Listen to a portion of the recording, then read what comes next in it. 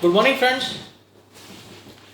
This is with respect to three basic latest developments in the field of RBI income tax. First, RBI. Last week on Friday, the RBI has brought out a circular regarding the fixed deposit of the depositors with various banks. Now, when you make a fixed deposit, there is a certain maturity period 1 year, 3 years, 5 years. At the end of the maturity, the banks had a discretion to roll over and continue with the same rate of interest that you were promised while making the fixed deposit. Now, RBI has said that at the maturity date, if you don't take charge of your fixed deposit or don't liquidate it, it will lie in your bank account and will attract the interest rate applicable to the savings account or the fixed deposit, whichever is lower.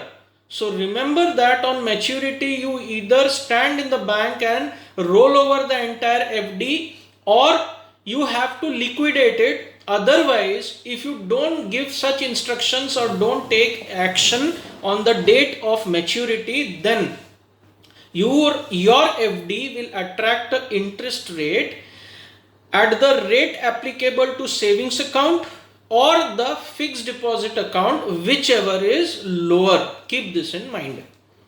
Second development is from the income tax. Again on Saturday, the CBDT came out with a special instruction. With effect from 1st July 2021, Section 194Q is applicable, that is TDS on purchases. If the buyer has a turnover of more than 10 crores and the purchase amount of goods exceeds rupees 50 lakhs, then 0.1% is the rate of TDS that needs to be deducted while paying. The CBDT has come out with a small amendment in this, which is in fact a big amendment. It states that businesses purchasing securities, bonds and shares through recognized stock exchange or purchasing commodities through recognized commodities exchange will not be subject to section 194Q even if their purchases exceed rupees 50 lakhs.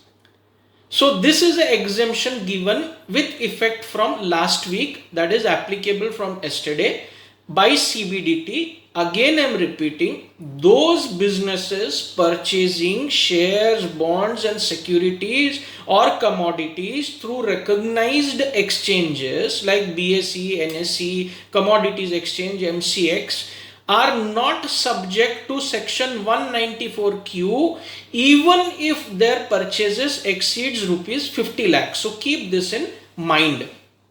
Now yesterday CBDT has extended the due date of filing online form 15CA and 15CB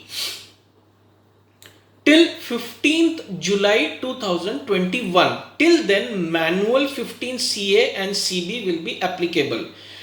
Go through my earlier video on this particular form 15CA and CB. I will just recollect in short. If you are making any remittance which is taxable in India, you have to give a declaration in form 15CA. In case it is a matter of part C of 15CA, a CA certificate is also needed in form 15CB. Now as the income tax sites is on and off mostly, the new site which was launched with effect from 7th June. So the due date was extended till 5th. Now it is extended till 15th July 2021. So now banks can accept manual form 15CA and CB. Once the site starts till 15th July, you can upload the online form with the UDIN and the signature, digital signature of your particular chartered accountant with respect to these two forms. So this is a very important information. Take note of it and have a wonderful week ahead. Thank you, friends.